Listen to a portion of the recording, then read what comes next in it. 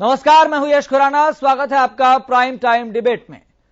सड़क पर किसानों के हक की लड़ाई लड़ने के बाद किसान नेता गुरनाम सिंह चढ़ूनी अब राजनीति में उतरकर किसानों को उनका हक दिलाएंगे। किसान आंदोलन के बाद पहली बार पंजाब से राजनीति में अपना कदम रखेंगे। रिपोर्ट देखिए, मामले को समझिए, उसके बाद चर्चा करेंगे।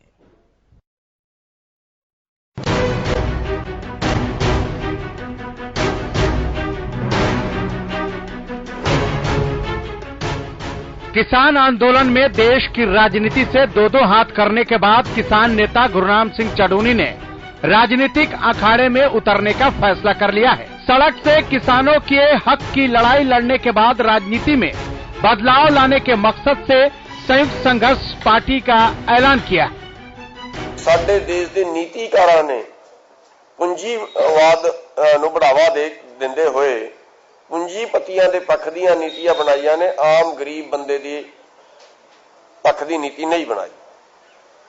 ते इस करके अज असी अपनी नवी पार्टी लॉन्च कर रहे हैं संयुक्त संघर्ष पार्टी दे नां तो।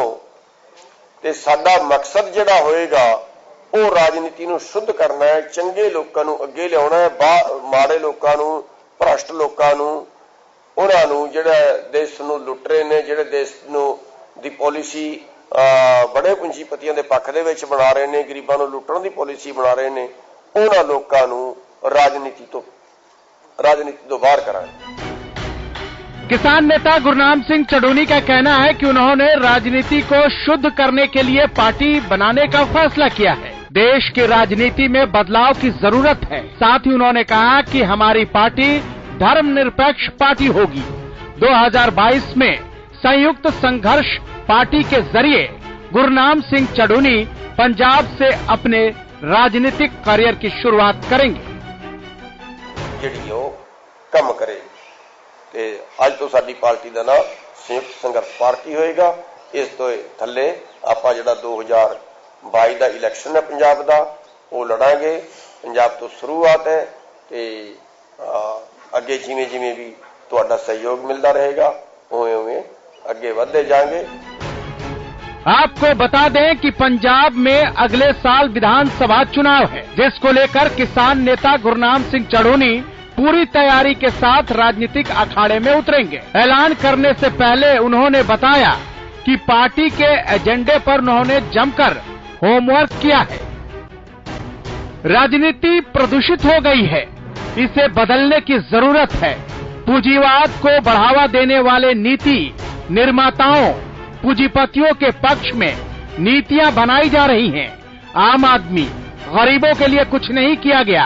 इसलिए हम अपनी नई पार्टी संयुक्त संघर्ष पार्टी लॉन्च कर रहे हैं। 1 साल तक चले किसान आंदोलन में महत्वपूर्ण भूमिका निभाने वाले गुरनाम सिंह चढ़ूनी ने पंजाब चुनाव में अपना प्रत्याशी उतारने का ऐलान किया था। तब से ये कयास लगाए जा रहे थे कि चढ़ूनी अपनी राजनीतिक पार्टी का गठन करेंगे, जिसके बाद पार्टी का ऐलान करते हुए किसान नेता गुरनाम सिंह चढ़ूनी ने कहा कि उनकी पार्टी में सभी धर्मों का ख्याल रखा जाएगा। ते साडी जिहड़ी पार्टी है वो धर्मनिरपेक्ष होएगी, वो जाति निरपेक्ष होएगी। असी इसे करके अज उस चीज नूं दर्शाते हुए असी जिहड़ा डॉक्टर शैली ने जिहड़े ईसाई समाज दे ने उन्हां दे हैड ने, असी दलित समाज दे जिहड़े राजू जी ने उन्हां नूं नां बिठाया। असी हिंदू महासभा तो जिहड़ा इंदिरा तिवारी जी है, हिंदू महासभा की प्रधान है, ते कांता हालड़िया जी है, इन्हां नूं अज असी पंजाब दे प्रभारी ला रहे हैं। कांता हालड़िया जी दलित समाज तो है ते रिशपाल राजू जी रिशपाल जोड़ा माजरा जी हैं, इन्हां नूं असी अज पंजाब दे प्रधान बना रहे हैं। देश में गंदी राजनीति को खत्म करने के लिए किसानों को आगे आना होगा। अपनी पार्टी के एजेंडे का जिक्र करते हुए गुरनाम सिंह चढ़ूनी ने कहा कि उनकी पार्टी समाज के लिए है। जिहड़ा साडा मूल मकसद पार्टी का है वो ये होएगा भी वड्डे लोकां दी जेब चों पैसा निकले ते सब तो छोटे लोकां दी जेब च, सब तो गरीब लोकां दी जेब च पैसा जाए। मूल मकसद ਜਿਹੜਾ ਹੋਏਗਾ ਉਹ ਸਮਾਨਤਾ ਲਿਆਉਣ ਦਾ ਹੋਏਗਾ, ਨਿਆਂ ਲਿਆਉਣ ਦਾ ਹੋਏਗਾ, ਨਸ਼ਾਖੋਰੀ ਰੋਕਣ ਦਾ ਹੋਏਗਾ, ਇਲਾਜ ਫ੍ਰੀ ਕਰਨ ਦਾ ਹੋਏਗਾ, ਪੜ੍ਹਾਈ ਫ੍ਰੀ ਕਰਨ ਦਾ ਹੋਏਗਾ। ਜਿਹੜੇ ਸਾਡੇ ਯੁਵਾ ਵਿਦੇਸ਼ਾਂ ਨੂੰ ਜਾ ਰਹੇ ਨੇ ਉਹਨਾਂ ਵਾਸਤੇ ਵੀ ਅਸੀਂ ਜਿਹੜਾ ਹੈ ਉਹ ਏਜੰਟਾਂ ਦੇ ਚੁੰਗਲੋਂ ਤੋਂ ਬਚਾ ਕੇ ਉਹਨਾਂ ਨੂੰ ਸਰਕਾਰੀ ਏਜੰਸੀਆਂ ਆਪਾਂ ਖੜੀ ਕਰਾਂਗੇ ਜਿਹੜੀ ਉਹਨਾਂ ਨੂੰ ਬਾਹਰ ਭੇਜਣ ਦਾ ਕੰਮ ਕਰਨ। ਉਹ ਸਾਰੀ ਚੀਜ਼ਾਂ ਅਸੀਂ ਜਿਹੜਾ है ਜਿਹੜੀ समाज ਨੂੰ ਲੋੜ है ਉਹਨਾਂ ਵਾਸਤੇ ਸਾਡੀ ਬਾਤ। हालांकि ऐलान करने के बाद ये तय हो गया कि गुरनाम सिंह चडूनी अब किसान नेता की हैसियत से नहीं बल्कि राजनीति का हिस्सा बनकर किसानों के मुद्दों को उठाएंगे। लेकिन देखना होगा कि किसान नेता गुरनाम सिंह चडूनी राजनेता बनकर किसानों को उनका कितना हक दिला पाते हैं और उनके जीवन में कितना बदलाव ला पाते हैं। Bureau report, Haryana news. तो किसान आंदोलन में फतेह हासिल करने के बाद गुरनाम सिंह चढ़ूनी मिशन पंजाब पर निकल पड़े हैं और पंजाब को जीतने की कोशिश भी अब उनकी तरफ से की जाएगी। तो सड़क पर किसानों के हक की लड़ाई लड़ने के बाद किसान नेता गुरनाम सिंह चढ़ूनी अब राजनीति में उतरकर किसानों को उनका हक दिलाएंगे। लेकिन इस राजनीतिक अखाड़े में उतरकर उनको किस तरह का फायदा होगा, क्या नुकसान होगा, इस पर हम चर्चा करेंगे। तो सबसे पहले आपका मेहमानों से तारुफ करवा देते हैं। आपको बता दें हमारे साथ स्टूडियो में मौजूद हैं योगेश कौशिक, राजनीतिक विश्लेषक हैं। सर आपका बहुत बहुत स्वागत इस खास चर्चा में जुड़ने के लिए। हमारे साथ स्टूडियो में मौजूद हैं पवन नेहरा, किसान नेता हैं। सर आपका भी बहुत बहुत स्वागत इस खास चर्चा में जुड़ने के लिए। हमारे साथ बीजेपी प्रवक्ता प्रोफेसर विधु रावल जुड़ गए हैं। सर आपका भी बहुत बहुत स्वागत इस खास चर्चा में जुड़ने के लिए। हमारे साथ कांग्रेस प्रवक्ता राय सिंह गुर्जर भी जुड़ गए हैं। सर आपका भी बहुत बहुत स्वागत इस खास चर्चा में जुड़ने के लिए। इनेलो प्रवक्ता अमनदीप केसरी भी हमारे साथ जुड़ गए हैं। सर आपका भी बहुत बहुत स्वागत इस खास चर्चा में जुड़ने के लिए। पवन नेहरा जी, इस चर्चा की शुरुआत मैं आपसे करना चाहूंगा क्योंकि चर्चा की शुरुआत आपसे करना बनता भी है। मकसद यह है कि इस बात को स्पष्ट किया जाए, मंशा स्पष्ट होनी चाहिए। क्या किसान नेताओं को बस यही हासिल करना था क्या कि आंदोलन के आगे की राह राजनीति है, सत्ता भोगने के लिए, सत्ता की चाह के लिए? देखिए, किसान का जो आंदोलन चला वो आंदोलन अपनी मांगों को लेकर था। वो मांगे सबके सामने थी, सब किसी से छुपी हुई नहीं थी। लेकिन उस आंदोलन को एक साल तक खींचने के पीछे सरकार की जो मंशा थी, सरकार की जो सोच थी, जो इस प्रकार की थी कि किसान उनके दायरे में ही नहीं, उसकी सोच के दायरे में ही नहीं था, सेंटर में छोड़िए दायरे में ही नहीं था। और ये पहली बार नहीं हुआ ऐसा। किसान हमेशा से किसी भी सरकार के सोच के दायरे से बाहर ही रहता है। हर बार जब कोई भी पार्टी आती है तो किसानों को बीच में लेकर के, सेंटर में लेकर के चुनाव लड़ती है, चुनाव जीतती है, और जब वो संसद में पहुंच जाती है तो किसान उनकी सोच के दायरे से बाहर हो जाता है। ये और दूसरी बात ये रही कि जब किसान के पार्टी बनाने के लेकर या सत्ता भोगने से लेकर, किसान भी इसी देश का नागरिक है। इस देश का 70% से ज्यादा किसान है। उसके बावजूद अगर किसान पार्टी में नहीं जाना चाहता या किसान पार्टी नहीं बनाना चाहता तो ये तो कोई तहजीब नहीं है। किसान अगर जाना चाहता तो कोई रोकने वाला कोई है नहीं इसमें कभी भी। तीसरी बात रही कि आंदोलन का फायदा। आंदोलन का फायदा तो आप जब भी देखेंगे कि कोई भी पार्टी, चाहे कैसी भी पार्टी रही हो, हमारी हिंदुस्तान की सबसे पुरानी पार्टी जो रही आपकी कांग्रेस पार्टी, ये भी तो आंदोलन से निकली थी। उसके बाद बीजेपी जो सबसे बड़ी पार्टी आज अपने आप को बता रही है, ये बीजेपी आंदोलन से निकली थी। आम आदमी पार्टी आप देखिए नहीं, चढ़ूनी का इस बात का इंतजार कर रहे थे कि आंदोलन में एक बड़ा चेहरा बन जाएंगे। बड़ा चेहरा बने हैं, इस बात में कोई दो राय नहीं। एक बड़े चेहरे के तौर पर उभर कर सामने आए हैं, चर्चा में बहुत ज्यादा रहने लग गए हैं। पंजाब पर उनकी पहले से ही नजर थी, पहले से इस तरह के बयान सामने आने शुरू हो गए थे। एक डाटा का भी उन्होंने जिक्र किया कि पंजाब में 80 लाख वोट किसानों की है, 59 लाख वोट से सरकार बनी है। चढ़ूनी ने कहा कि राजनीति में गलत काम करने वालों को निकालने की जरूरत है। आपको लग रहा है उद्धार हो पाएगा कोई? देखिए, हर एक पर जब भी कोई पार्टी बनती है, किसी भी प्रकार की पार्टी, कैसी भी पार्टी आप लेंगे, तो वो किसानों को सेंटर में रख के बात करती है। लेकिन आंदोलन के बाद जब व्यवस्था परिवर्तन की बात आती है तो व्यवस्था परिवर्तन के नाम पर नई पार्टी बनती है। कोई भी पार्टी हो, व्यवस्था परिवर्तन के नाम पर बनती है। लेकिन व्यवस्था परिवर्तन सत्ता परिवर्तन बनकर ही न रह जाए, ये दबाव रहेगा। मुझे लगता है गुरनाम सिंह चढ़ूनी जी पर भी रहेगा और बाकी किसान जो उनके साथ लगते हैं उन पर भी ये दबाव रहेगा कि व्यवस्था परिवर्तन सचमुच होना चाहिए, केवल सत्ता परिवर्तन बन के नहीं रहना चाहिए। ठीक है, प्रोफेसर साहब के पास चलते हैं। बहुत मुस्कुरा रहे हैं प्रोफेसर साहब। अगर किसान राजनीति में आए, राजनीतिक पार्टी खड़ी करे, तो किसी को क्या दिक्कत है? दिक्कत नहीं है, बिल्कुल भी। सभी का लोकतांत्रिक अधिकार है राजनीतिक क्षेत्र में आना, सार्वजनिक जीवन में आना, लोगों के पास जाना और अपनी स्वीकार्यता साबित करना। लेकिन ये सभी बातें हमने 10 साल पहले भी सुनी थी। 10 साल पहले भी इसी प्रकार की बातें करते हुए आम आदमी पार्टी का गठन हुआ था और वो जिस आंदोलन के लोकपाल आंदोलन के जरिए उन्होंने अपना दल बनाया था, आज वो लोकपाल किसी परिदृश्य में नहीं है, कोई मॉडल नहीं प्रस्तुत किया, बल्कि उल्टा भ्रष्टाचार विरोधी जो पार्टी बनकर आए थे, उन्होंने भ्रष्टाचार के वो कीर्तिमान स्थापित किए जो कि कांग्रेस जैसी स्थापित पार्टियां भी नहीं कर पाई।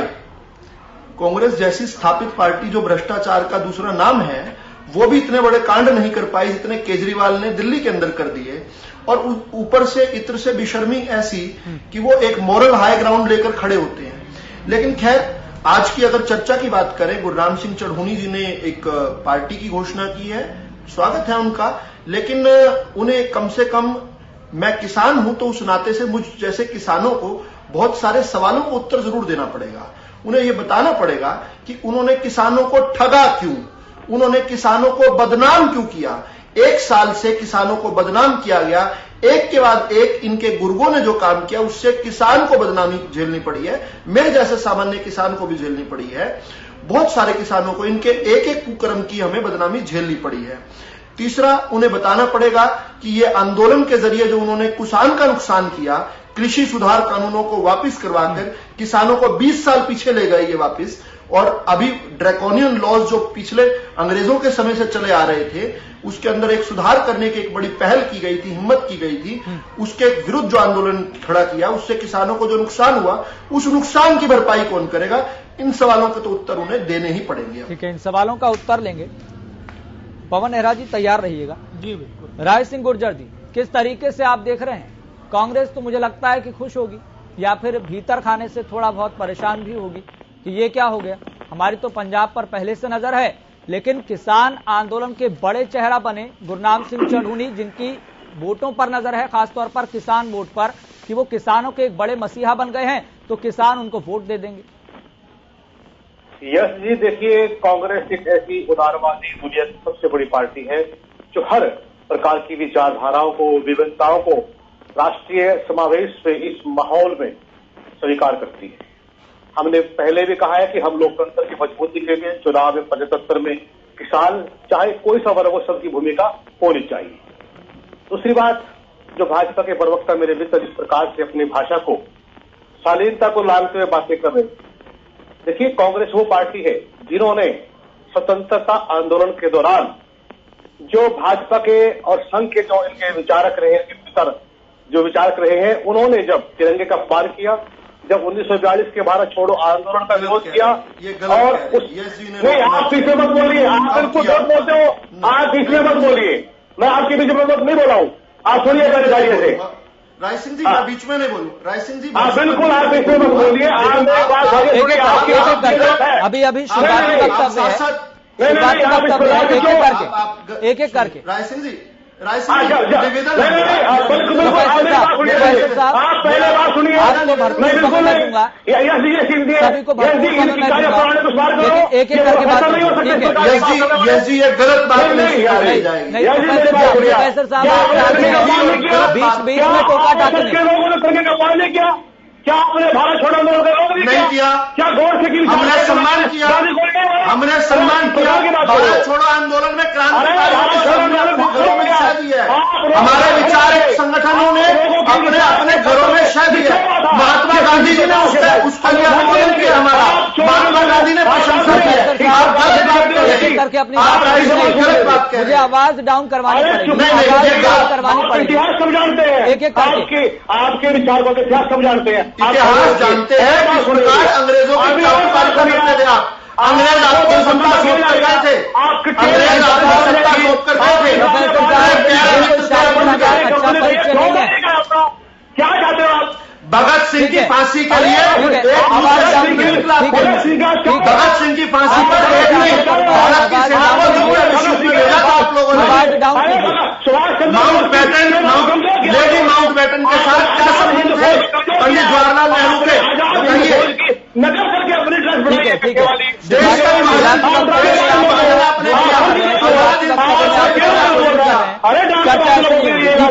आपको पता इस बात का? ठीक है, आवाज डाउन कीजिए। ठीक है, राय सिंह गुर्जर जी, अगर अपनी बात आप कंप्लीट करना चाहते हैं तो अपनी बात रखिए।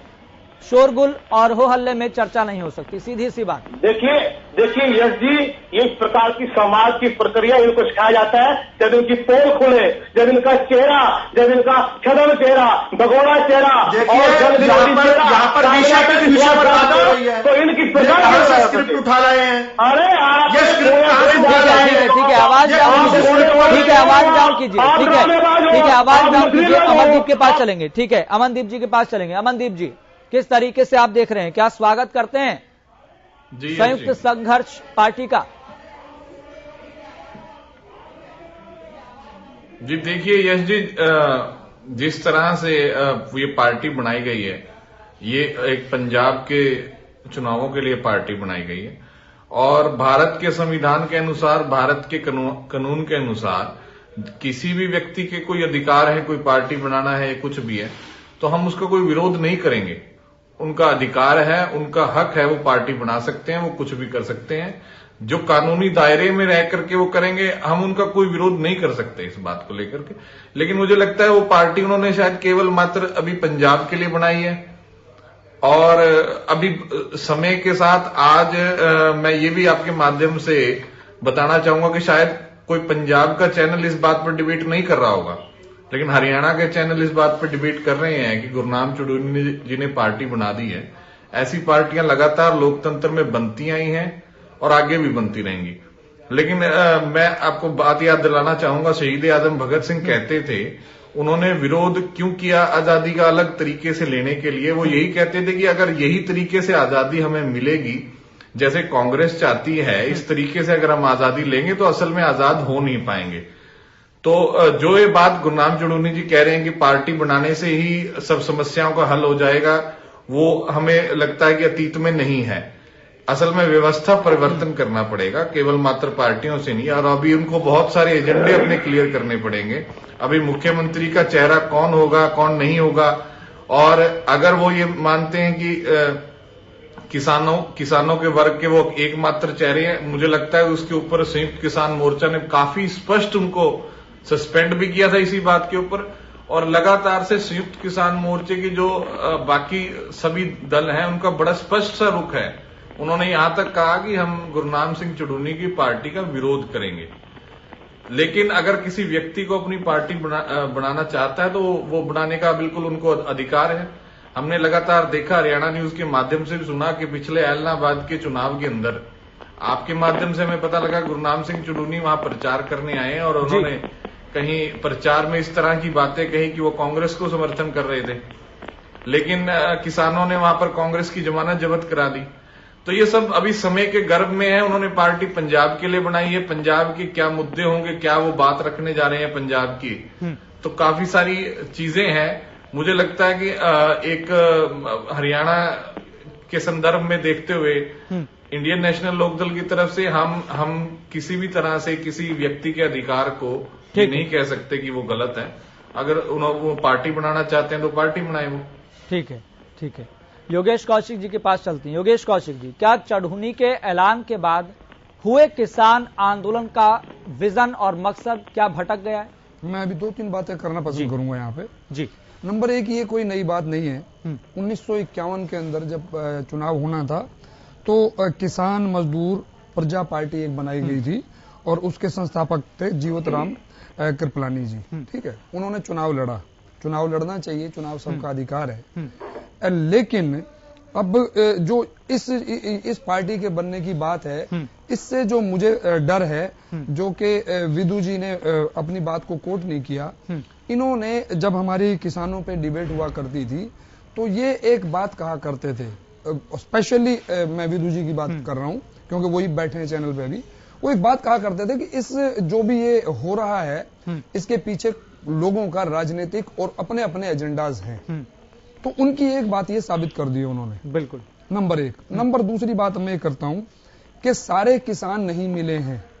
अन्यथा जैसे एक नेशनल पार्टी बनी, नतीजा कोई भी हो उससे उसकी परवाह कभी नहीं करनी चाहिए, पता नहीं नतीजे कभी भी कुछ भी आ सकते हैं। ये एक नेशनल पार्टी बननी चाहिए थी जिसमें सारे किसान जिस तरीके से यहाँ बैठे थे सारे के सारे मिलकर पार्टी बनाते, उसके नतीजे कुछ और होते। ठीक है। अब दूसरी बात अब यहाँ पे आती है कि अगर मान लो, अगर क्या, जिसके मैं अभी मैं राजनीति को बड़े अच्छे तरीके से देखता हूं, समझता हूं, इसके नतीजे कोई बहुत अच्छे किसानों के पक्ष में नहीं आएंगे। अगर वो नहीं आएंगे तो फिर क्या माना जाए? माना यह जाएगा कि किसान मोर्चा पे वाकई ऐसे लोग बैठे थे जो अपना मकसद हल करना चाह रहे थे और वो मकसद हल करने के लिए उन्होंने सारा का सारा खेल रचा। अब दूसरी तरफ टिकैत जी को स्पष्ट मुलायम ने टिकट ऑफर की, उनकी पार्टी ने, सपा ने टिकट ऑफर की, उन्होंने सर कहा कि मुझे चुनाव नहीं लड़ना है, तो उन्होंने अपनी इज्जत लोगों के दिमाग में और बढ़ा ली है, मेरा मानना ऐसा है। अब दूसरी तरफ चंदूनी जी जब वहां चुनाव लड़ने के लिए चले गए हैं और अपना 117 खड़े करेंगे, सारे के सारे खड़ा करेंगे चुनाव में, और उस चुनाव में मैं 99% श्योर हूं, क्योंकि राजनीतिक पार्टियां कैसे चुनाव लड़ती हैं, कैसे चुनाव लड़ा जाता है, कैसे आगे बढ़ा जाता है, क्या क्या चीजें होती हैं, वो इन्हें सीखनी पड़ेंगी अभी। ये बहुत मुश्किल काम है। लेकिन प्रेस कॉन्फ्रेंस में जो डाटा दिया गया उससे साफ ये कहीं पता नहीं लगता कि उनकी नजर अब किसान वोट पर ही है। उन्होंने इस बात का जिक्र किया कि 80 लाख किसान वोट हैं, वो सोच रहे हैं कि किसानों के बड़े चेहरा बन गए किसान आंदोलन में तो किसान वोट दे देंगे। ये फजूल की चीजें मैं कहता हूँ। विदु जी बड़े मुस्कुरा रहे हैं, इसीलिए मुस्कुरा रहे हैं क्योंकि इन्होंने कहा था ये चीज, उन्होंने उनकी बात बीजेपी की साबित कर दी। ये चोरों के सरदार है। राय सिंह जी, व्यक्तिगत टिप्पणी नहीं, व्यक्तिगत टिप्पणी नहीं, व्यक्तिगत टिप्पणी नहीं, व्यक्तिगत टिप्पणी नहीं। बीजेपी कांग्रेस लड़ाई चल रही है, वो चलने दो, लेकिन जो मैं कह रहा हूँ, मेरी डिबेट में इन्होंने अपनी कहा बात कि ये लोग, पहले मेरी बात होगी, यस जी पहले मेरी बात होगी, मेरे चैनल की सार्थकता नहीं है, ये न्याय नहीं आपका। सर मैं ना आपके विरोध में बोल रहा हूँ ना मैं उनके पक्ष में बोल रहा हूँ, मैं वो बात बोल रहा हूं जो लोगों के डोमेन में उस वक्त आई थी, जो आज प्रूव हो रही है, और आज प्रूव हो रही है तो वो किसानों को तोड़ेगी। अगर आगे किसानों का संघर्ष कभी हुआ और किसान एक साथ जुट के कोई संघर्ष करना चाहेंगे, और जो किसान आज चंदूनी जी का विरोध करेंगे, और ये कि वहां पंजाब में कोई एक किसान वो थोड़ा है पार्टी, वहां तो कई हैं, वो किसानों की और लोग अगर उनसे टूट के काम करेंगे और किसानों के साथ नहीं आएंगे तो इसमें तो कोई दो राय नहीं है, वो जीत नहीं पाएंगे। जब जीत नहीं पाएंगे तो उनके कंक्लूजन, देखो हर चीज के जो बिल्कुल मायने इफेक्ट्स जो होते हैं वो किसानों के पक्ष में आएंगे नहीं अगर ये हारते हैं, तो जिसकी उम्मीद मुझे ज्यादा नजर आ रही है आज के दिन, नंबर 1। नंबर 2, कांग्रेस जो है जिसको वो यहां सपोर्ट कर रहे थे, तो क्या वहां वो कांग्रेस की बुराई करेंगे?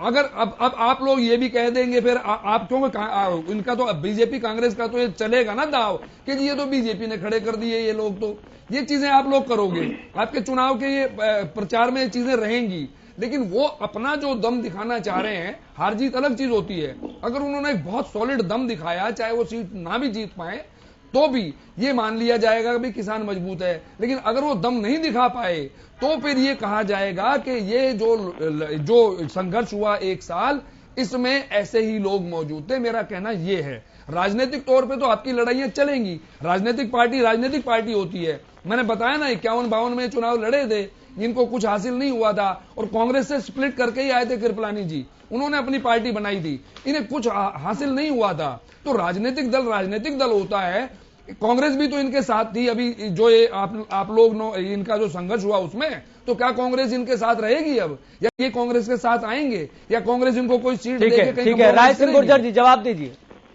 राय सिंह गुर्जर जी जवाब दीजिए। जिस किसान आंदोलन के बड़े नेताओं का समर्थन कांग्रेस कर रही थी, आज वही किसान नेता कांग्रेस के खिलाफ पंजाब में चुनाव लड़ने जा रहे हैं। देखिए यश जी, मैं चाहता हूं कि मेरे बीच में कोई मत बोले जी, अपनी बात, चाहे वो विशेषकर भाजपा के प्रवक्ता को कहिए कि बीच में बात ना रखे, बाद में जो उनकी टिप्पणियों का मैं स्वीकार करूंगा, मेरी पूरी बात होने दीजिए। देखिए, आप बात कर रहे हैं कि कांग्रेस का क्या स्टैंड है, कांग्रेस की क्या विचारधारा रही है।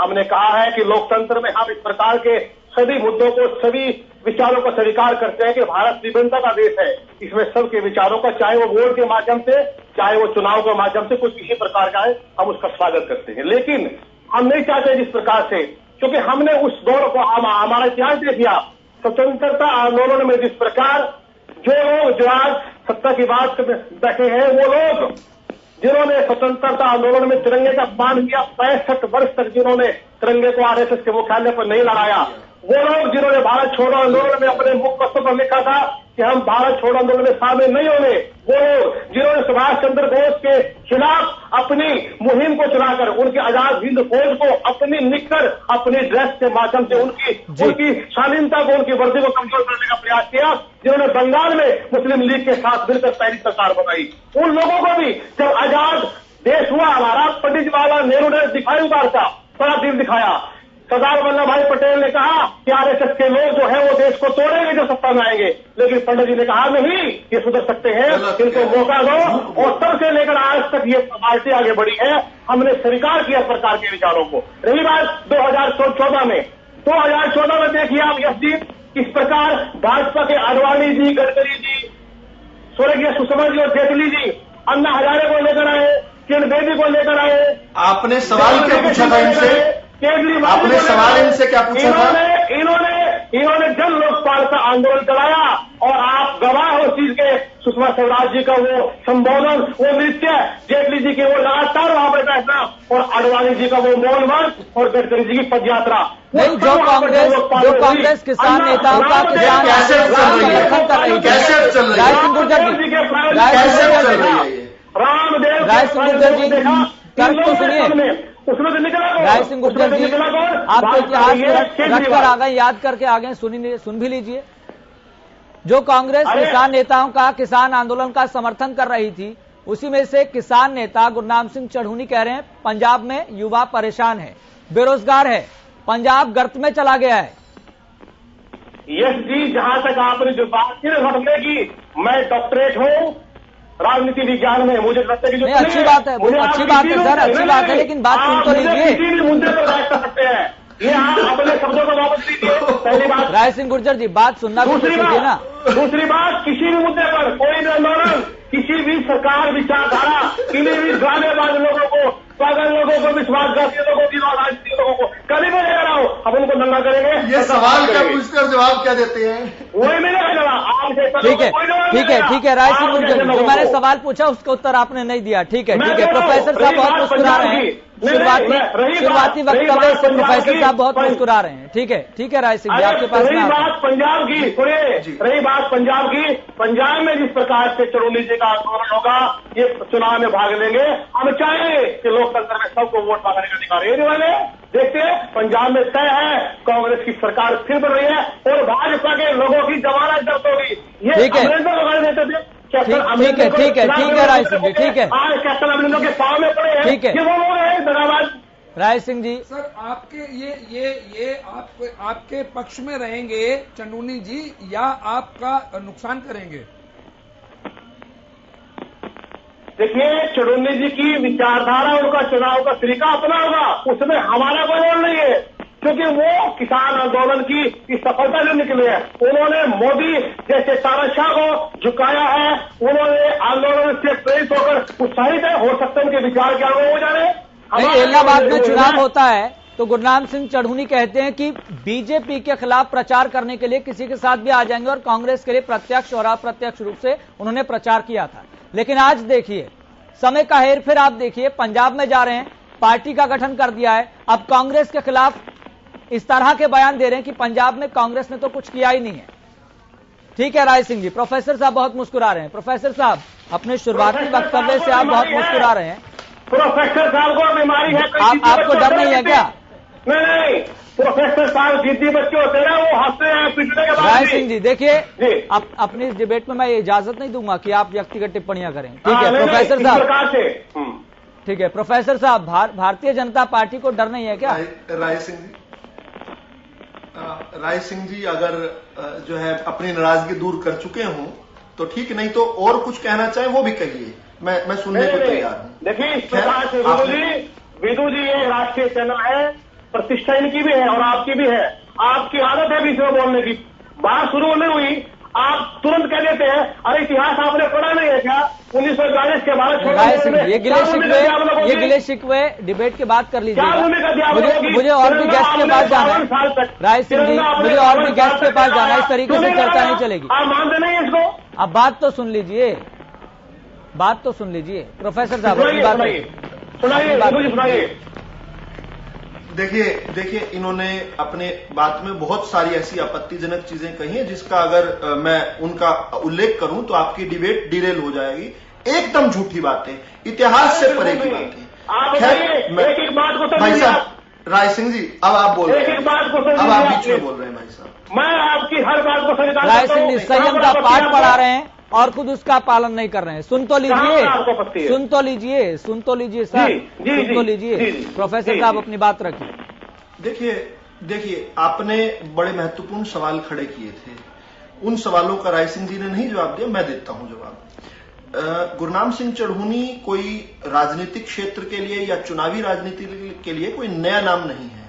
ये लाडवा से चुनाव लड़े थे, इनकी श्रीमती जी ने चुनाव लड़ा था, उसमें उन्होंने खुद को डिक्लेयर किया था कमीशन एजेंट, यानी श्रीमती गुरनाम सिंह चढ़ूनी और गुरनाम सिंह चढ़ूनी दोनों ही कमीशन एजेंट थे, दोनों ने खुद को फार्मर डिक्लेयर नहीं किया था। और इन्होंने जो चुनाव लड़ा था वहां पर, उस चुनाव में पूरे चुनाव में पूरी विधानसभा में 1000 के करीब ये वोट लेकर आए थे, अपने क्षेत्र से चुनाव लड़े थे।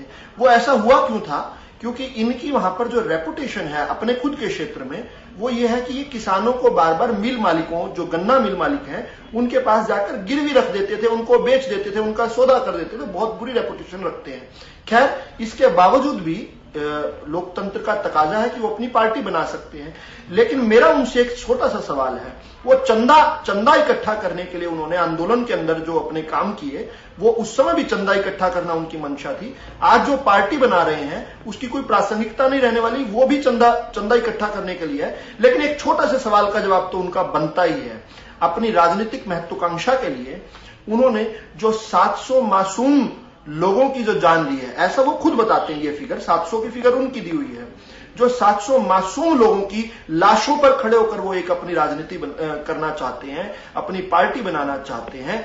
तो वो किसान जो हैं, जिनके नाम पर इन्होंने आंदोलन लड़ा, जिनको साथ इन्होंने ठगी की, वो किसान किस प्रकार से इनको माफ करेगा?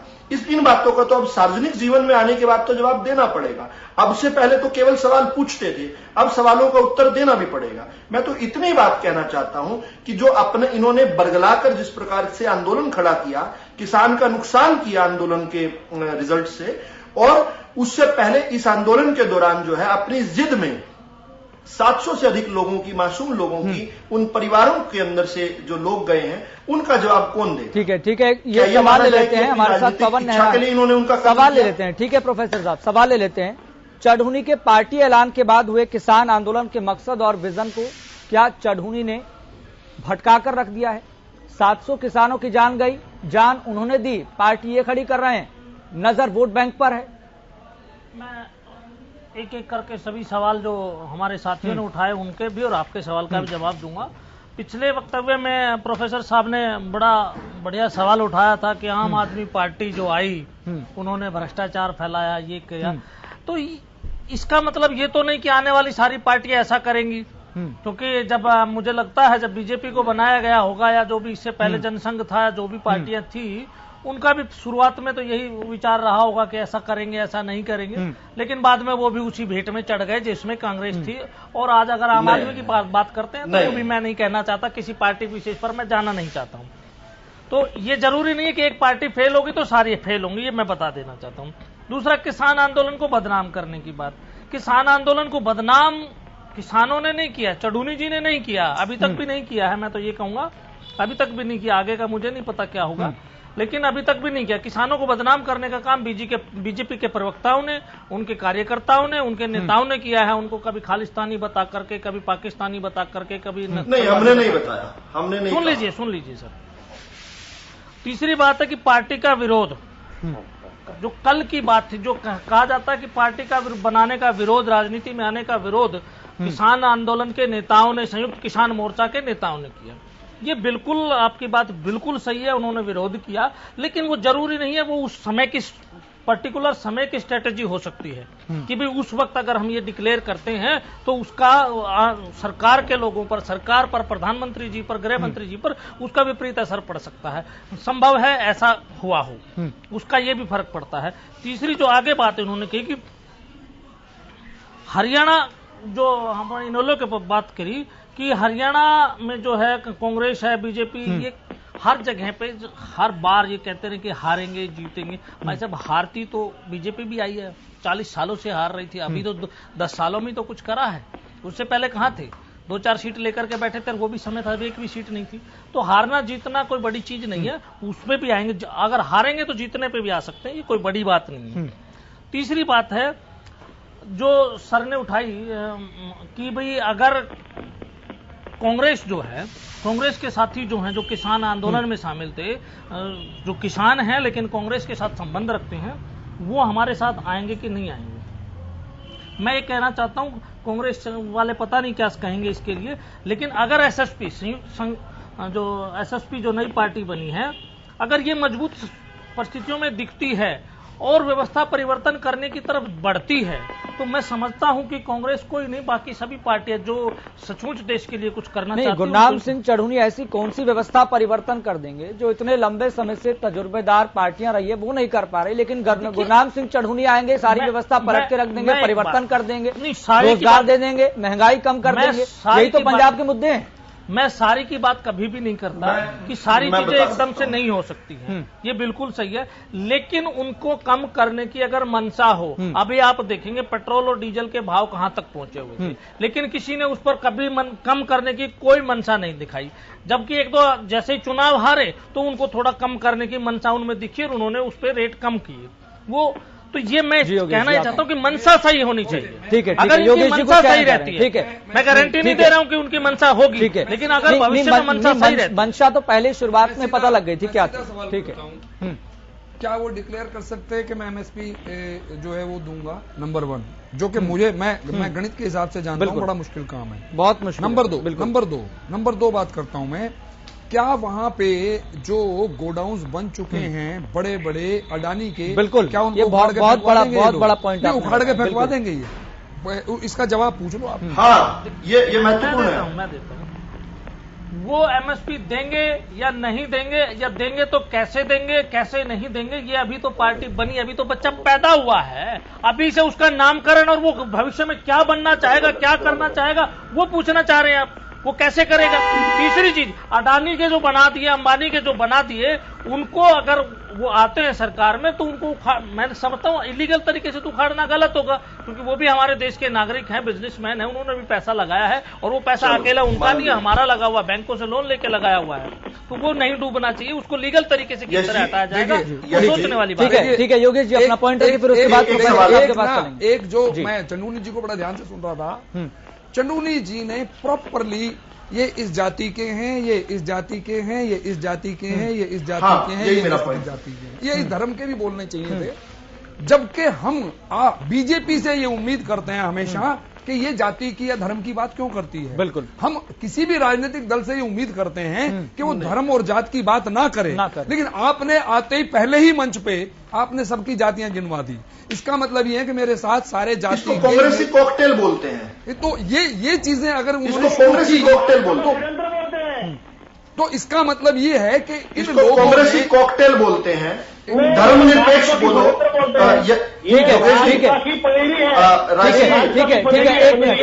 एक मिनट प्रोफेसर साहब अपना जवाब दीजिए, फिर उसके बाद अमनदीप जी के पास चलेंगे। ठीक है जी। देखिए, मुझे अगर बीच में ना रोकें तो मेरी बात पूरी हो जाए, जल्दी से खत्म करूंगा, लंबी बात नहीं। देखिए, कांग्रेसी कॉकटेल क्या है? धर्मनिरपेक्षता की बात करो और अगले ही क्षण धर्म का नाम ले दो कि हमारे क्रिश्चियन प्रधान है, ऐसा उन्होंने बताया। दूसरा, जाति निरपेक्षता की भी उन्होंने बात की और अगले क्षण बताया दलित। अगला उन्होंने, भाई साहब ये बीच में क्यों बोल रहे हैं? राय सिंह जी क्यों आप बीच में बोल रहे हैं? डिबेट खराब कर रहे हैं। तब अपनी बात रखिएगा, अपनी बात रखिएगा। आप सब दूसरे से अपेक्षा करते हैं, ये उम्मीद रखते हैं कि आपके बीच में कोई ना बोले, तो आपसे भी सभी व्यक्ति यही उम्मीद करते हैं कि आप बीच में ना बोले। राय सिंह जी मैं आपके पास आऊंगा, आपको भरपूर समय दूंगा बोलने का। प्रोफेसर साहब की बात सुन लीजिए, फिर उसका जवाब देना। ठीक है प्रोफेसर साहब, अपने व्यवहार के लिए माफी मांगे। मैं बीच में बोलने का टिप्पणी करने का व्यवहार नहीं, मैं ही नहीं, मैं अदना सा व्यक्ति नहीं, सारा देश कांग्रेस से माफी मांग रहा है कि वो आपके झूठ और फरेब में फंसता रहा। इतने वर्षों तक आपको सुनता, सारा देश आपसे माफी मांग रहा है। तो आप बात कहने दीजिए, आप बात कहेंगे। आपका दौरा यश जी, मुझे आप इंटरवीन कीजिए प्लीज, ताकि ये डिबेट राय सिंह जी, आपकी क्या कोई व्यक्तिगत लड़ाई है क्या? बात चली जाए। व्यक्तिगत लड़ाई है क्या आपकी? नहीं, मेरी इस प्रकार के व्यवहार से लड़ाई है। नहीं तो शांत हो जाइए ना, शांत हो जाइए। आप शुरुआत में तो संयम का पाठ पढ़ा रहे थे, क्या आप बीच में क्यों बोल रहे हैं? अब आप बीच में क्यों बोल रहे हैं, ये सवाल आपसे है। शांति से सुन लीजिए, शांति से सुन लीजिए। ये डिबेट जनता के लिए है ना, जनता के मुद्दों के लिए है, जनता के सरोकार के लिए है। जनता आपको देख रही है, दर्शक आपको देख रहे हैं कि पार्टियों के प्रवक्ताओं का व्यवहार किस तरह से हो चला है। आराम से जी प्रोफेसर साहब अपनी बात रखें। मैं जल्दी से जल्दी से बात कर दूं। इसमें ना तो बीजेपी प्लेयर है, ना तो कांग्रेस प्लेयर है। इस डिबेट में गुरनाम सिंह चढ़ूनी के ऊपर डिबेट है। उन्होंने एक दो बातें कही। उन्होंने कहा कि भ्रष्ट वो राजनीति को शुद्ध करने आए, ठीक ऐसे केजरीवाल ने भी कहा था। उनका कि भ्रष्ट के विरुद्ध, पूंजीपति के विरुद्ध और गुंडागर्दी के विरुद्ध। अभी जो 1 साल में उनका देखा है हमने काम, उन पर भ्रष्टाचार के आरोप लगे थे, इसी आंदोलन में लगे थे, इन्हीं के साथियों ने लगाए थे। पवन नेहरा जी उसको बता देंगे। दूसरा पूंजीपति की बात है। देखिए, मैं आपको ये बताना चाहूंगा क्योंकि मैंने उस क्षेत्र में काम किया राजनीतिक तौर पर, जहां से गुरनाम सिंह चढ़ूनी चुनाव लड़े थे। वहां पर इनकी इमेज यह है कि मिल मालिकों के साथ बैठकर किसानों का सौदा किया करते थे। इसी कारण से ही कोई भी व्यक्ति अगर खड़ा हो तो 1,000 वोट मिलेगा क्या उसको? गुरनाम सिंह चढ़ूनी पूंजीपतियों के साथ उनका क्या व्यवहार रखा है? दूसरा, गुंडागर्दी की बात करें क्या? इस एक साल के आंदोलन में हमने देखा नहीं क्या किस प्रकार से एक दलित युवक को किस प्रकार से काटकर वहां पर लटका दिया गया था, पंडित मुकेश मुदगिल को किस प्रकार से तेल छिड़ककर जला दिया गया था, लाल किले के ऊपर किस प्रकार तिरंगे का अपमान किया गया। प्रोफेसर राय सिंह जी तिरंगे की बात कर रहे थे, तिरंगे के अपमान की बात कर रहे थे, लेकिन उनके मुंह से एक बार भी तिरंगे का अपमान नहीं फूटा। कितनी अवसरवादिता है। हम देखें किस प्रकार से बंगाली युवती का वहां पर दुष्कर्म किया गया था, किस प्रकार कोविड हॉस्पिटल का विरोध किया गया था। तो गुंडागर्दी, अभी इनकी जो इतिहास है वो तो ये बता रहा है कि ये सब, इसमें अन्य किसी भी राजनीतिक दल और इंक्लूडिंग कांग्रेस, उन सारे दलों से 2 कदम आगे हैं गुंडागर्दी में, भ्रष्टाचार में, पूंजीपतियों के साथ में। ये किस प्रकार की बात करें? कुल मिलाकर ये चंदे पार्टी है। ठीक है, ये चंदा अमनदीप जी के पास भारतीय जनता पार्टी का अंतिम लाइन है मेरी, एक अंतिम लाइन आप ले लीजिए, मेरी एक अंतिम लाइन मेरी ले लीजिए। भारतीय जनता पार्टी ने वंदे मातरम की राजनीति को स्थापित किया है। हम कहते हैं वंदे मातरम, और ये जो पार्टी है ये चंदे मातरम की एक नई परिपाटी शुरू करने वाली है। तो इनको उसके लिए भी शुभकामनाएं, देखते हैं क्या रहता है। ठीक है अमनदीप जी, किस तरीके से आप ये बात कंक्लूड करना चाहेंगे तमाम परिस्थितियों को देखते हुए कि जहां पर राजनीतिक महत्वाकांक्षा शुरुआती तौर पर ही दिख रही थी और बलबीर सिंह राजेवाल इसका विरोध करते आ रहे थे, जो किसान आंदोलन के किसान नेताओं के सबसे सीनियर नेता थे?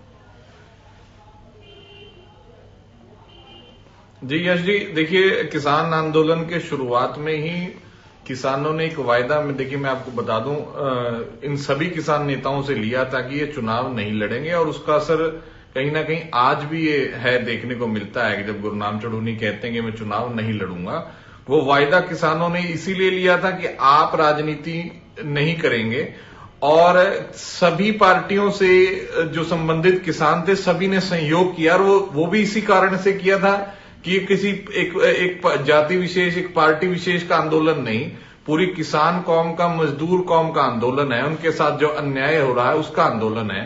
देखिए, कहीं ना कहीं मुझे ये नहीं पता कि फायदा क्या होगा इनके पार्टी बनाने से, लेकिन नुकसान आज से ही हमें देखने को मिल रहा है। विधु रावल जैसे किसान विरोधी आदमी, जो पूंजीपतियों के, जो मैं कहूंगा कि गुर्गे हैं, उनको आज 700 किसान मासूम याद आए हैं। शब्दों की शालीनता नहीं आ रहा है। इन जैसे लोगों को बोलने का मौका केसरी साहब मुझे अच्छा नहीं लगता जैसे लोग बोलने का, लेकिन आप इस प्रकार अपने साथी पैनलिस्ट के बारे में ये सोचते हैं। कहीं ना कहीं नहीं, केसरी साहब राजनीति अच्छी है, लेकिन आप जैसा मैं आप जैसा आम व्यक्ति हूं जो आपने देखा है कि ये लोग, आप क्या ऐसे गलत शब्दों का उपयोग करेंगे? आप बताइए ना। नहीं, आप गुर्गा अमनदीप जी, सभी से उम्मीद की जाती है कोई व्यक्तिगत टिप्पणी ना करे, आपसे भी यही उम्मीद थी, इस प्रकार अपनी पार्टी, लेकिन ऐसे शब्दों का इस्तेमाल करेंगे तो यहाँ पर स्वीकार्य नहीं। फाइनेंसिंग है, ऐसे शब्द क्यों करें? अमरदीप जी, आपको मैं गुर्गा बोलूं क्या? पार्टी की जो फाइनेंसिंग है, गुर्गा बोलूं क्या? आपके जो सुप्रीमो त्योहार के अंदर पापड़ बनाकर आए 10 साल तक, मैं आपको गुर्गा बोलूं क्या? मैं नहीं बोलूंगा, मेरे संस्कार नहीं है ऐसे। लेकिन आप किस प्रकार से, देखिए अपनी बात आप कहिए, अपना पॉइंट रखिए, लेकिन अगर भाई साहब नहीं अपना पॉइंट रखिए, लेकिन गलत शब्द का उपयोग क्यों करना? अपने साथी प्रवक्ता को ये आप ऐसा बोलेंगे क्या? अपने साथी, आप भी तो उसी समाज से आ गए, उसी प्रवक्ता। नहीं, तो आप हो क्या? आप ये बताइए, अभी तक आपको 700 किसान नहीं दिखे? ये तकाजा है आपकी सरकार कहती है नहीं, 700 किसान नहीं है। 700 मासूमों का विधानसभा के अंदर 700 आपने इलाहाबाद के अंदर आपका मार्जिन आधा रह गया। तो अब आप डिबेट में 1700 गोलियां तो इसी गुरनाम सिंह चढ़ूनी ने गिरी थी आप पर। कंडेला के अंदर, मदीना के अंदर, महम के अंदर आपने किसानों पर गोलियां चलाई। नहीं, आपको कब याद आए? आपको कब याद आए? आपने कंडेला के अंदर 1700 गोलियां चलाकर 1700 गोलियां चलाकर 9 किसानों को शहीद किया। ठीक है, अमनदीप जी अपनी बात कंप्लीट कीजिए। ठीक है प्रोफेसर साहब, ठीक है, ठीक है, एक बार ये अपने शब्द वापस लें, गलत शब्द बोला, अपने शब्द वापस याद आए हैं। देखिए एक शालीन डिबेट में बैठे हैं हम लोग, यश खुराना जी, इनसे अरे भाई यश जी, इन्होंने ऐसा गलत पूछने का काम करें, इन्होंने ऐसा शब्द नहीं। अमनदीप जी आप सवाल खड़े कीजिए, अमनदीप जी आप सवाल खड़े कीजिए, लेकिन टिप्पणी यहाँ पर स्वीकार्य नहीं है। व्यक्तिगत टिप्पणी यहाँ पर स्वीकार्य नहीं है। अगर आपको कोई और भी बोलेगा तो भी मैं यही बात बोलूंगा। अगर यश जी के पास, अमरदीप जी, मैं आपको गुर्गा बोलूं क्या? मैं आपको गुर्गा बोलूं क्या? आपको किसानों का आंकड़ा है, आपके परिवार के लोग क्यों नहीं दे रहे हैं? अगर यश जी इनके पास 700 किसानों का आंकड़ा है तो वो सरकार को क्यों नहीं दे रहे? मेरे पास अगर इनके पास किसानों की मौत का आंकड़ा है, शहीदों की मौत का आंकड़ा है, तो क्यों नहीं दे रहे हैं सरकार को? वो क्यों नहीं दे रहे हैं? ये पहले माफी मांगे। इन्होंने उनकी शहादत का कैसे मजाक उड़ाया? ये कैसे बहाना बना रहे हैं उनकी शहादत का कि 700 मासूम परिवार उजड़ गए हैं? आपने उजाड़े हैं उनको, और आप विधानसभा में आज माफी नहीं मांगते मुख्यमंत्री। तो अगर आपके पास आंकड़ा है तो क्यों नहीं देते अपनी सरकार को? या सरकार सुनती नहीं है आपकी? ठीक है, तो क्या बोले आपको? ठीक है, आपकी अगर सरकार ठीक है अमनदीप जी, ठीक है, राय सिंह गुर्जर जी अपनी बात रख रहे हैं। के साथ तालमेल है आपका? ठीक है अमनदीप जी, राय सिंह गुर्जर जी अपनी बात कहना चाह रहे हैं, फिर उसके बाद पवन नेहरा जी के पास चलेंगे। राय सिंह जी अपनी बात देखिए, खुराना जी देखिए, चढ़ोनी साहब का जो पंजाब विधानसभा में चुनावी प्रेम किसान आंदोलन के बाद ज्यादा है, उसके बहुत राय सिंह जी, मेरा एक सवाल है, आप अपनी बात कंप्लीट कीजिएगा। आप मान रहे हैं कि गुरनाम सिंह चढ़ूनी के पार्टी गठन करने के बाद सच में कोई फायदा नहीं होने वाला है और गुरनाम सिंह चढ़ूनी केवल वोट कटवा की भूमिका वहां पर निभाने वाले हैं, या फिर वो भी? यश खुराना जी, देखिए, गुरनाम सिंह चढ़ूनी जी का जो राजनीतिक प्रेम चुनावी दृश्य से ज्यादा है, उसका परिणाम आगामी कुछ महीने में पंजाब के विधानसभा चुनाव से आने वाला है, जहां पर उन्हें एहसास होगा कि वो संघर्ष के पवित्र आंदोलन को छोड़कर इस प्रकार नए तरीके से आंदोलन के रूप में यहाँ पर भूमिका में आए हैं, उसका परिणाम आपके सामने होगा, तब हम उस पर संवाद करेंगे। लेकिन एक बात तय है, इस प्रकार से इनेलो के प्रवक्ता ने कहा है कि किसानों के साथ कहीं न कहीं इस प्रकार से विश्वासघात हुआ है, क्योंकि संयुक्त मोर्चा ने सार्वजनिक रूप से कहा है कि हम कभी भी चुनावी राजनीति में नहीं जाएंगे, और माननीय टिकैत जी ने कल भी कहा है, परसों भी कहा है और आगे भी कहा है कि जिस प्रकार से चुनाव में भाग लेगा वो मोर्चे से बाहर होगा। दूसरी बात, रही बात गुंडागर्दी करने की, देखिए, जो बीजेपी प्रवक्ता गुंडागर्दी की बात कर रहे हैं, देश के अंदर वर्तमान दृश्य केंद्रीय गृह राज्य मंत्री का देखिए, उन्होंने सरेआम उनका बेटा जेल में है, पत्रकार को किस प्रकार धमकाया है, चौथे स्तंभ को बिठाने की कोशिश की है, गोली चलाने की बात की, उसका फोन चोरी किया है। अरे गुंडागर्दी सरेआम आप कर रहे हो, किस प्रकार की हो रही बात? महम, मदीना, कंडेला, उस पूरे कांड में बीजेपी साथी रही है इन लोगों की, लोकदल के साथ रहे हो तुम लोग, आज बातें कर रहे हो निर्दय की, सत्य की, ईमानदारी की। ये वो लोग हैं खुराना साहब, भाजपा के वो लोग हैं जिन्होंने सदैव हर प्रकार से, चाहे आंदोलन हो, चाहे चुनाव हो, चाहे देश की सामाजिक एकता, प्रेम, भाईचारा हो, इन्होंने केवल राजनीतिक रोटियां सेकने का परिणाम लिया है, वहां से शिक्षा ली है। लेकिन जनता जनार्दन है, समझदार है, इस देश का किसान, मजदूर और हर वर्ग जो महंगाई से त्रस्त है, जो भय भ्रष्टाचार से पूरी तरह आहत है, वो समझता है, जानता है कि देश के अंदर सबसे पहले भाजपा को हटाना है, तभी जाकर इस देश के अंदर एक जननायक के रूप में उभरेगी। ठीक है, पवन नेहरा जी कुछ कहना चाह रहे हैं, फिर उसके बाद योगेश जी के पास चलेंगे। पवन नेहरा जी, मैं पिछली बार मेरी बात बीच में अधूरी रह गई, जो साहब ने कहा कि वो ये चंदा इकट्ठा करने की पार्टी है, चंदा वाली पार्टी है, तो मैं ये पूछना चाहता हूं अपने बीजेपी प्रवक्ता से कि भी आप पैसा कहां से लाते हो चुनाव लड़ने के लिए? आप भी तो चंदा ही लेते हो ना, और नहीं लेते तो बताइए कहां से लाते हो? नहीं, आपकी पार्टी ने बताया कभी? चंदा लेना बुरी बात नहीं है, तो फिर आप उसको उनके चंदे पर सवाल उठाते हैं, आप किसी और के चंदे पर सवाल मत उठाइए।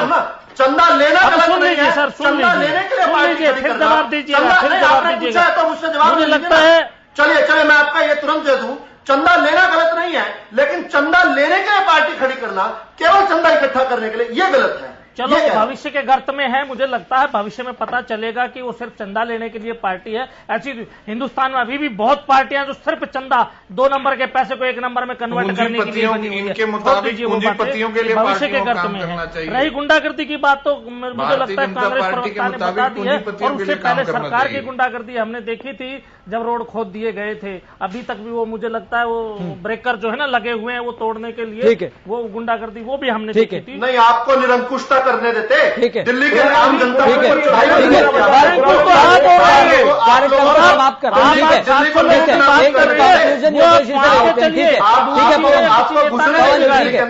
तबाही मचाने देते, आपको तबाही मचाने देते। दिल्ली आपकी नहीं है, हमारी है, अकेले आपकी नहीं है। नहीं, तभी देखा था लाल किले पर आपने क्या किया था। ठीक है प्रोफेसर साहब, आपकी नहीं है, हमारी है। प्रोफेसर साहब कार्यक्रम को समाप्त करना है। ठीक है पवन जी, दिखाने वाले थे, ठीक है प्रोफेसर साहब, ठीक है गए थे ना। पंजाब में जो राजनीतिक खिचड़ी इस समय बन रही है, या फिर आप जो समीकरण देख रहे हैं कि एक तरफ अमरिंदर सिंह ने भारतीय जनता पार्टी से गठजोड़ कर लिया है, कांग्रेस में पहले से ही गुटबाजी है, मुख्यमंत्री बदला गया, अब गुरनाम सिंह चढ़ूनी आ रहे हैं, आम आदमी पार्टी पहले से मजबूत स्थिति में है। किस तरह की समीकरण आप देख रहे हैं? क्या राजनीतिक खिचड़ी के बीच में इशारा या संकेत मिल पा रहा है? देखिए कई चीजें ना हमें छोटी सी बात बिल्कुल क्लियर करता हूं। जब तक एक नेता बोलता, जब तक एक ये किसान बोलता था तो मैं उस पर विश्वास करता था कि हाँ ये मेरा किसान है, लेकिन जब वो राजनेता के तौर पे बोलेगा तो मैं उस पर विश्वास करूंगा या नहीं करूंगा, ये भविष्य के गर्भ में है। और मेरा मानना ये है कि अभी वो अपने आप को इमीडिएटली एस्टेब्लिश नहीं कर पाएंगे बतौर नेता, क्योंकि उससे पहले इनके ही लोग ये कहते रहे हैं, जो सब लोग कह रहे हैं कि भी हम चुनाव नहीं लड़ेंगे। तो मुझे 100% डाउट है ये कि जनता, जैसे मैं जो है किसान के तौर पे, मैं तो हमेशा किसान के साथ रहा हूं। आज पहली बार मैंने नेहरा जी से सवाल किया है, किसान के साथ मैं हमेशा हूं, लेकिन जब मुझे कोई राजनेता चुनना है तो मुझे अधिकार है, जो 8, 10, 12 लोग होंगे, हाँ उसमें किसान अच्छा होगा तो मैं उसको सपोर्ट करूंगा। मुझे लगेगा कि हाँ राजनीतिक तौर पे ठीक है, उसका होमवर्क है पूरा, वो कुछ कर सकता है, जैसे मैंने सवाल किए, फिर मेरे लिए है वो मंजूर है, अदरवाइज वो मुझे मंजूर आज के दिन नहीं है। ठीक है, चलिए सभी मेहमानों का बहुत बहुत शुक्रिया इस खास चर्चा में जुड़ने के लिए और अपनी बात रखने के लिए, अपना पक्ष रखने के लिए। तो यहां पर राजनीतिक जमीन तैयार की जा रही है, ये सियासी खिचड़ी क्या इशारा कर रही है, क्या संकेत दे रही है, इन तमाम सवालों का जवाब आगामी समय में जरूर मिलेगा। इंतजार कीजिए, गौर कीजिए। फिलहाल मुझे भी दीजिए इजाजत, देखते रहिए हरियाणा।